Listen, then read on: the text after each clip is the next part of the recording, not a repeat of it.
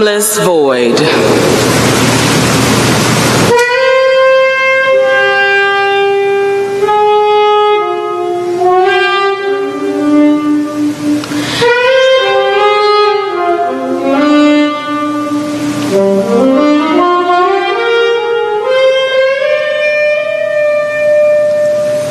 In the beginning, a wind from God swept over the waters.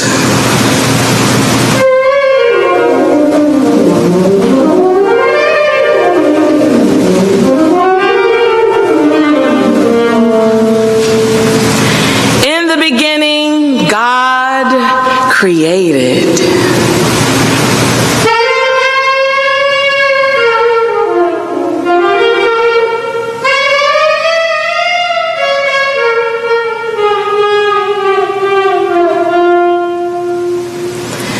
God, sculptor of mountains, miller of sand, jeweler of the heavens, potter of the land.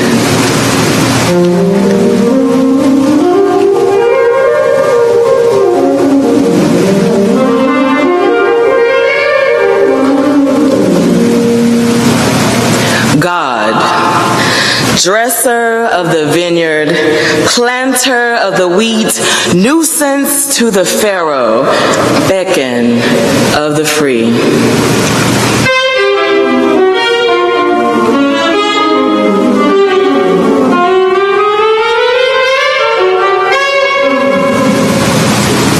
Birthing God, womb of all creation, host at every table, here we are.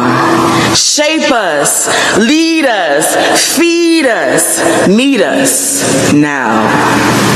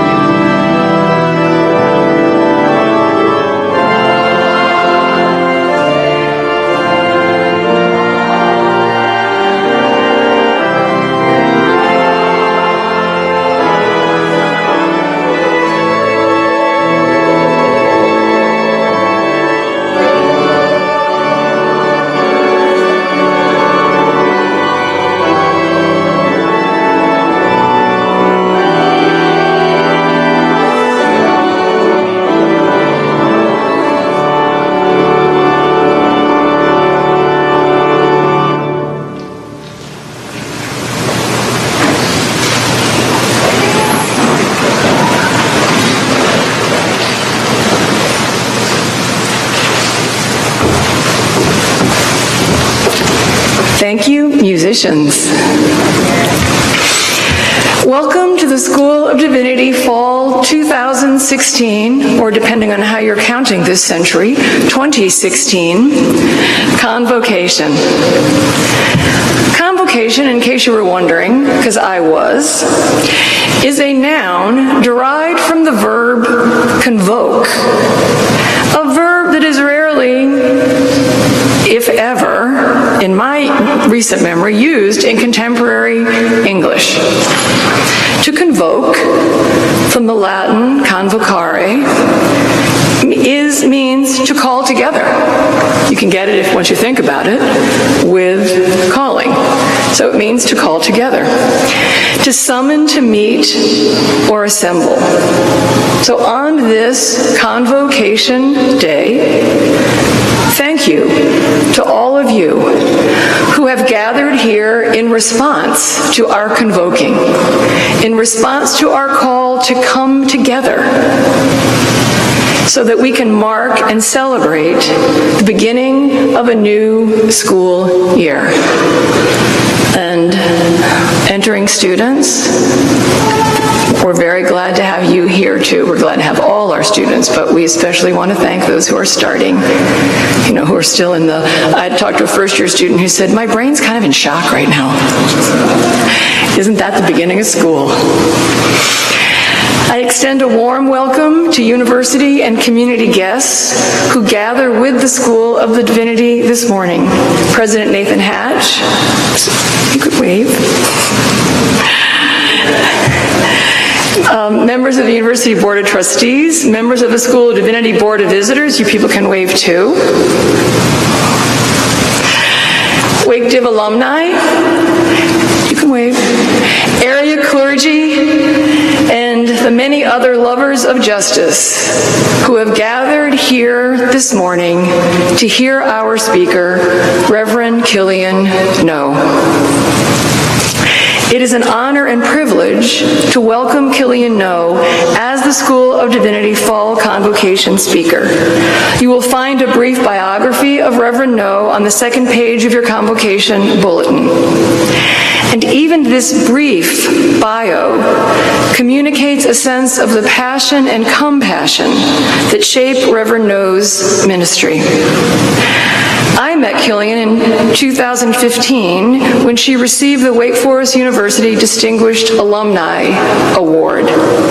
She spoke briefly at the awards dinner, and I knew instantly that our divinity students needed to meet her, to hear from her, to be with her, because in her leadership of Samaritan Inns, Recovery Café, to name just many of her acts of ministry, she lives out a ministry of community empowerment through the gospel of love and inclusion.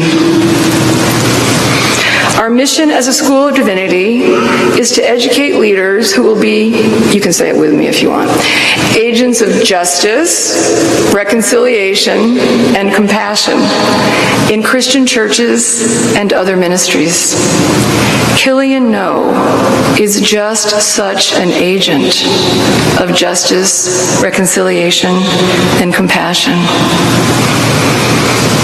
So Killian, it is an honor to have you here today, and we look forward to having you stand in this pulpit and speak to us and with us, and we look forward to sharing with you in the work of building authentic community. Welcome on this day.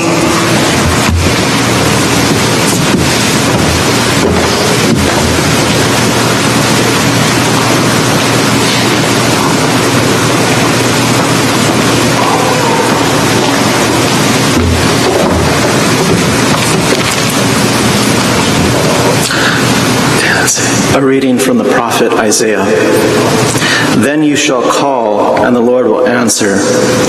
You shall cry for help, and he will say, Here I am. If you remove the yoke from among you, the pointing of the finger, the speaking of evil. If you offer your food to the hungry and satisfy the needs of the afflicted, then your light shall rise in the darkness, and your gloom be like the noonday. The Lord will guide you continually and satisfy your needs in parched places and make your bones strong. And you shall be like a watered garden, like a spring of water whose waters never fail. Your ancient ruins shall be rebuilt. You shall raise up the foundations of many generations. You shall be called the repairer of the breach, the restorer of streets to live in. The word of God for the people of God. Thanks be to God.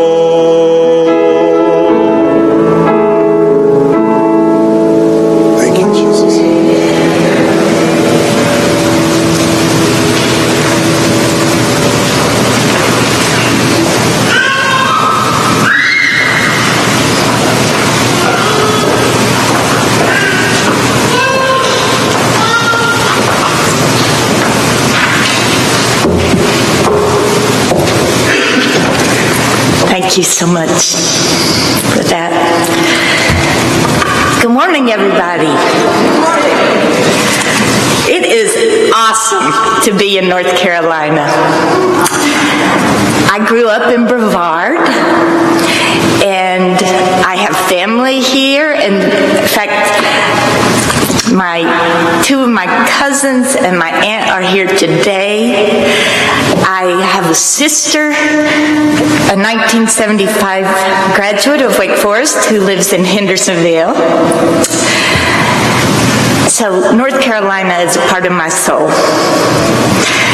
Wake Forest is a part of my soul.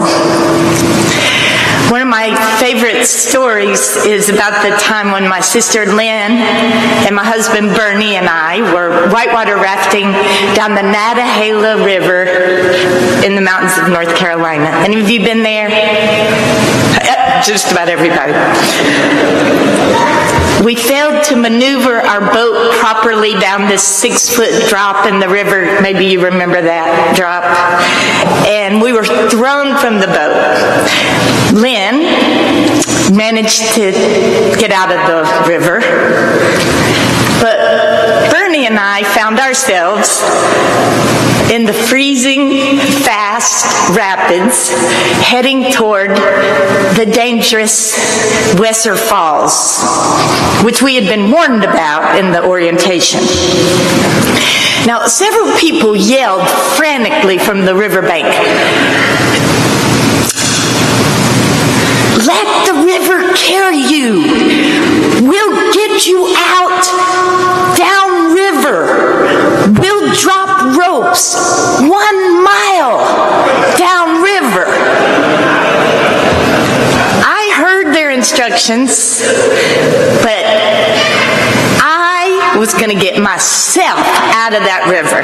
So I kept trying to put my feet down to stand up, and every time I would be knocked over by the current, becoming more and more exhausted.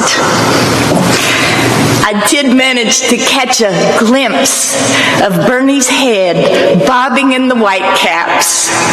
He looked so serene, like he was actually enjoying the ride. Eventually, I surrendered, leaned back into the river, and let the river carry me, trusting that what I needed would be given in just the right moment.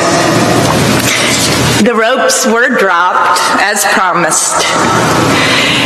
And later, I asked Bernie how he managed to be such a Zen master while heading toward dangerous falls.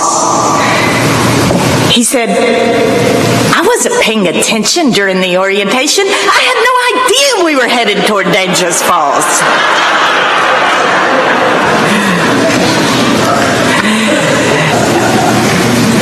I can't remember a time in my adult life when our nation felt more divided. I can't remember a time in my adult life when it felt that the soul of our nation was more in danger. So the questions I hope we can work with this morning are, how do we become repairers of the breach? How do we surrender, lean back into the river that flows toward justice, and trust that everything we need will be given in just the right moment? Most of you know of Thich Nhat Hanh, the Buddhist monk who was nominated for the Nobel Peace Prize by Martin Luther King Jr. during the Vietnam War, another very divided time in our nation. He wrote, "Building communities that practice understanding, loving kindness, and compassion may be the most important thing we can do for the survival of our world." And Martin Luther King Jr. put it this way: our goal is to create a beloved community, and this will require a qualitative change in our souls, as well as a quantitative change in our lives. Building beloved, authentic community may be the most effective way we can help create a more just world in which everyone comes to know their life matters.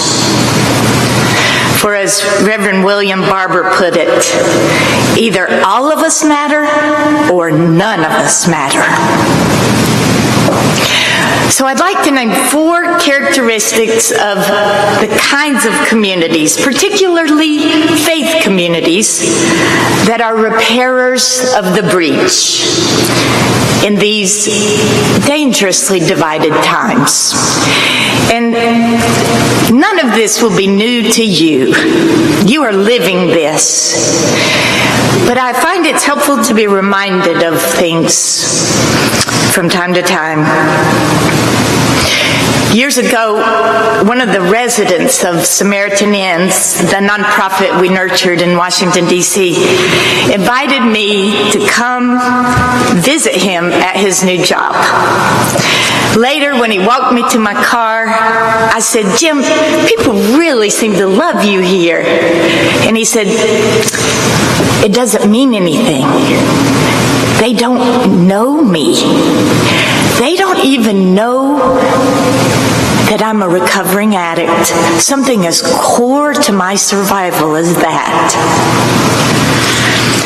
Too often, church is a place where we present our polished surface selves, when what all of us long for and desperately need is a place to be deeply known and loved in all of our brokenness.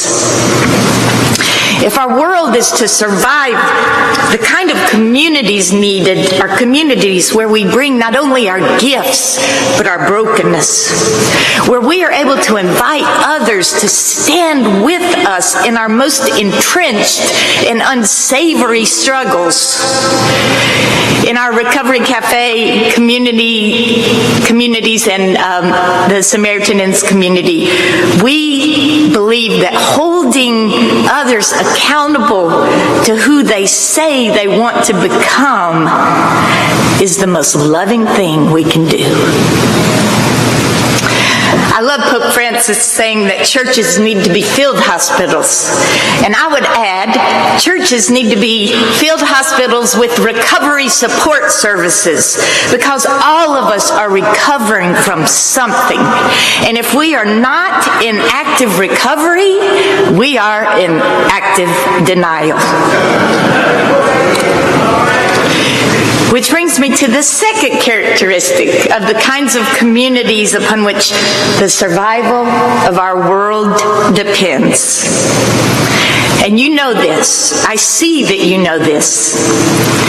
We must build communities that cross racial, socioeconomic, political, religious, and other barriers. We must build authentic relationships with people whose life experiences are radically different from our own, until their sufferings become our sufferings, and their joys our joys.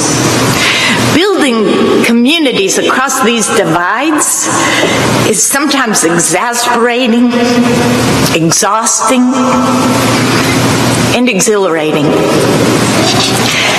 My dad was a 1944 graduate of Wake Forest.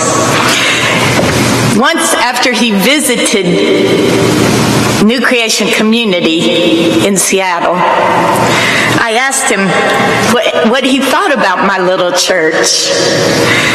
He responded, "Well, most churches have their share of odd people." He said, "But your church has more than your share of odd people." In 1999, During the very violent last year of apartheid, our DC faith community spent some time in South Africa with the Soweto community. The Soweto community was made up of a handful of whites from Johannesburg and a handful of blacks from Soweto who lived together on a farm in defiance of their country's segregation laws. One of the members of the community explained to me, South Africa has lots of activists who work tirelessly for justice and to end apartheid, but most of them do not have one single authentic relationship that crosses a racial or socioeconomic barrier. Real relationships are what change us and ultimately change our surrounding world.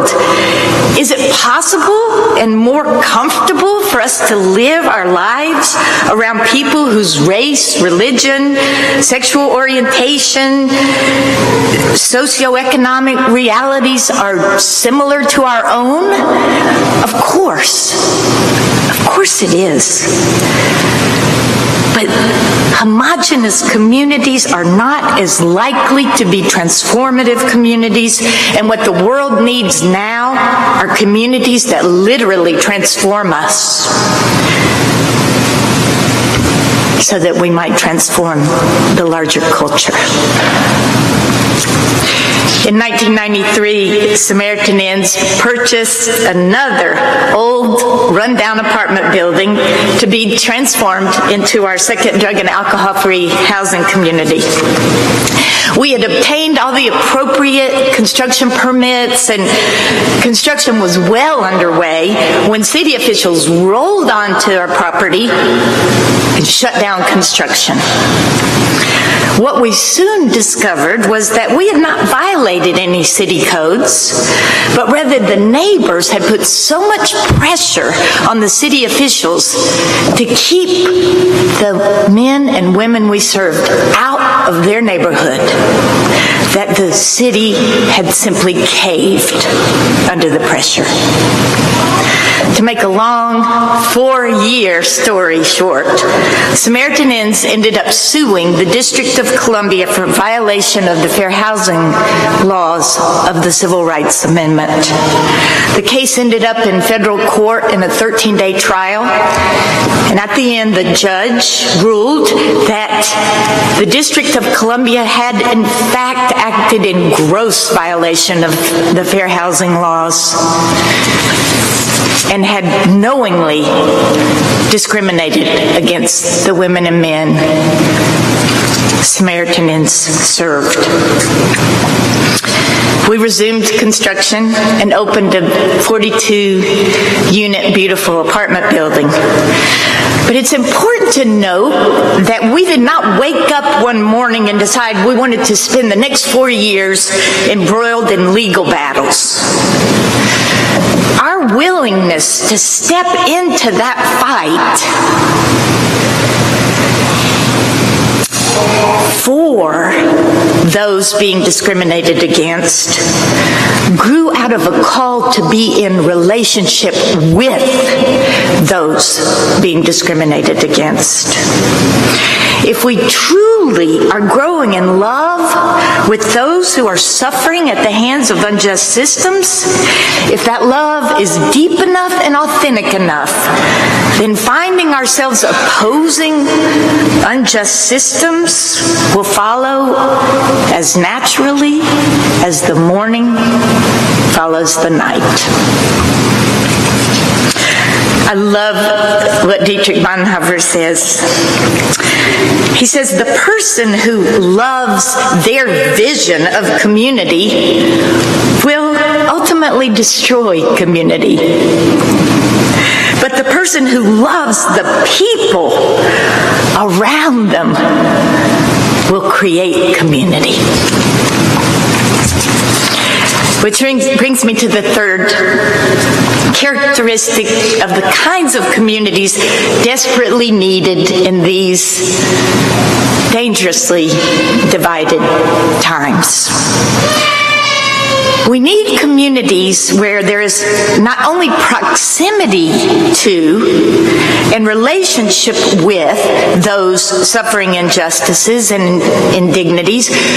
We need to examine honestly the unconscious narratives deeply ingrained in ourselves that perpetuate these injustices. And we need, along with those who are suffering these injustices, we need to create new narratives. We as a society tend to blame the poor for their poverty, to blame the mentally ill for their anguish, to blame those who suffer at the hands of unjust systems like our criminal justice system for their outrage. And this is often an unconscious blaming, rooted in unconscious narratives that some lives are more valuable than others, or that everyone gets what they deserve. These narratives are dangerous to our souls and the soul of our nation, because they not only allow us to blame those who suffer under unjust systems, but they allow us to take personal credit for whatever privilege has automatically come our way. And if we're here today, we're privileged. We're privileged to be a part of this learning community. These narratives lead to the denial of the oneness of the human family. And we deny the oneness of the human family at our own peril. We must create new narratives. Narratives in which all lives are valued equally. Narratives in which the suffering of some is the concern of all. Narratives in which we acknowledge that we cannot become all we were created to be when some have little or no possibility of becoming all they were created to be. Which brings me to the fourth and final characteristic I wanted to mention. St. Francis said, "Proclaim the love of God with every breath, but only when absolutely necessary. Use words." This may be blasphemous to say at a divinity school, but I don't think it's helpful for us to talk so much about God's love. What is needed in these dangerously divided times are communities in which we experience God's love. We need communities in which we are held to spiritual practices like prayer and meditation that keep us deeply rooted in the vastness of God's love. Only then can we infuse the surrounding culture with that vastness. There's some people here today who loved Gordon Cosby, the co-founder of Church of the Savior in Washington, D.C., who were friends of his and who loved him as I did love him. And one of the times that I got the word that he was near the end of his life, I flew from Seattle to D.C., and when I got there, I said, "Gordon," I asked him the question I always asked him every time I was with him. I said, "Gordon, tell me what you know now, what you know more deeply now than you did before." Because, we don't learn a lot of new things at a certain point in life. We just take it in a little more deeply. And he said in this very weak voice, "It's so fast.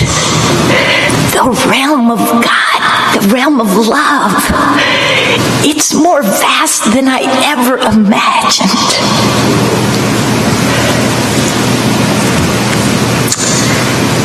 We need to hold each other to a fortified daily prayer practice that takes us deeper than dualistic thoughts.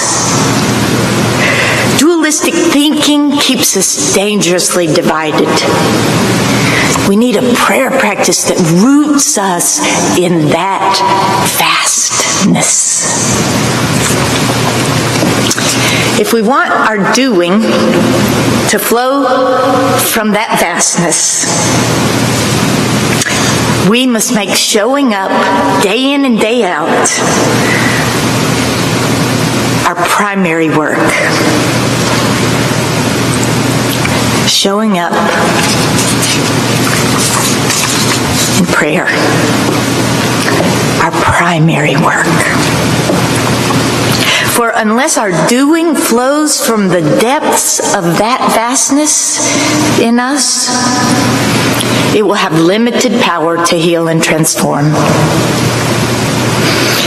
If we are to be repairers of the breach in these divided times, if we are to make a qualitative and quantitative difference in the lives we touch, we must allow transforming, reconciling love to flow through us, in spite of us.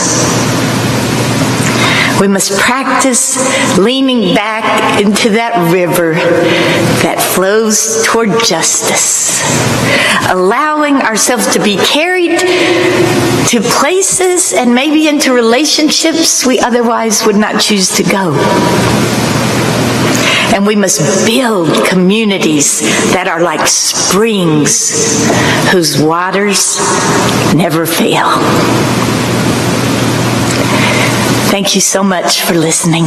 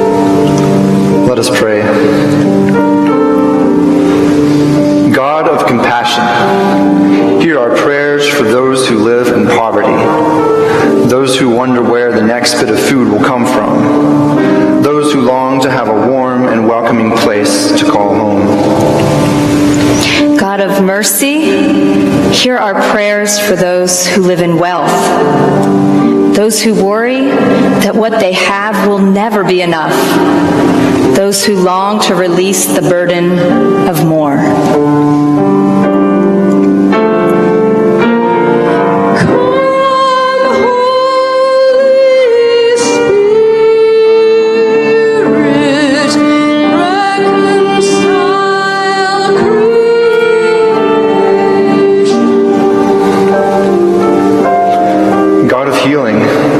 Hear our prayer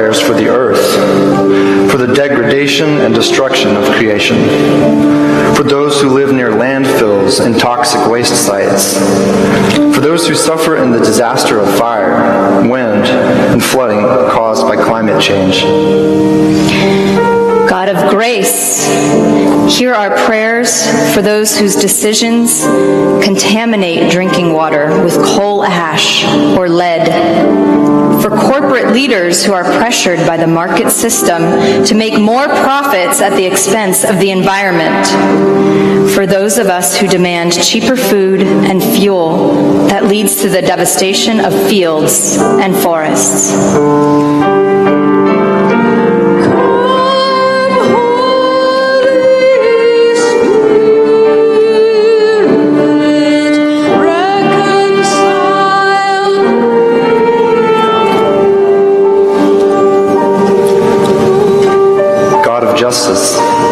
Hear our prayers for those who live under the oppression of systems that perpetuate inequality and lack of opportunity. For those who are mocked, hated, and killed for the color of their skin. For those who are judged and excluded for whom they love and for how they express their gender.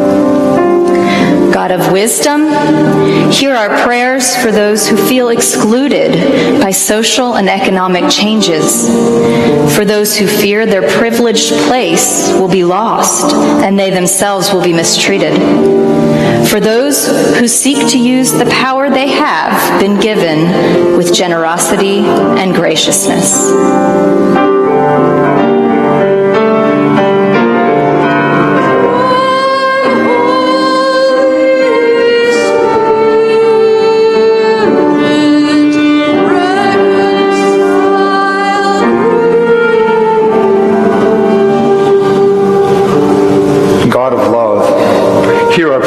For those who are fleeing their countries, for those who have no place to call home due to war, discrimination, and lack of economic opportunity, for those who seek to build a better life in a foreign land. God of hope, hear our prayers for those who see the stranger through the eyes of fear, for those whose anger at the loss of stable employment leads to expressions of exclusion and blame, for those who long for safety and security for themselves and those they love.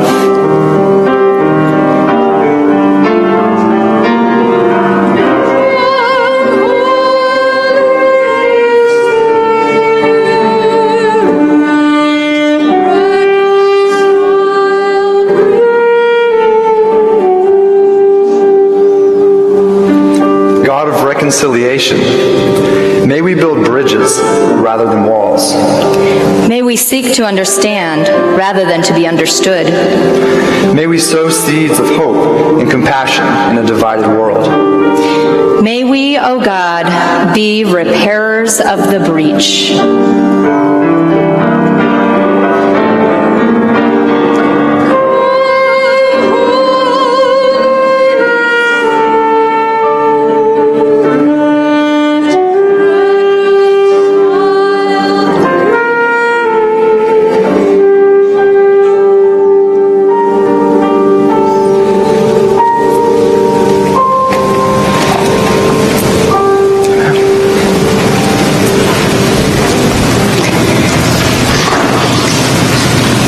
Repairing the breach involves walking in the ways of justice and mercy, prophetic critique and empathetic understanding, liberation and reconciliation. We cannot make this paradoxical journey alone. And so, may the Spirit of God rest upon us and bless us, that we may walk with God and with one another to heal our world's wounds of division and strife with courage, truth, and grace-filled compassion. Amen.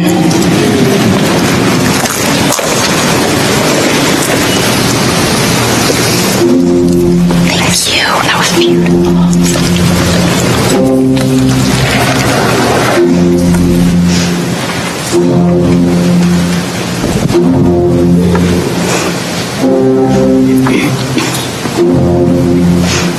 We will walk with God, my brothers. We will walk with God. God, my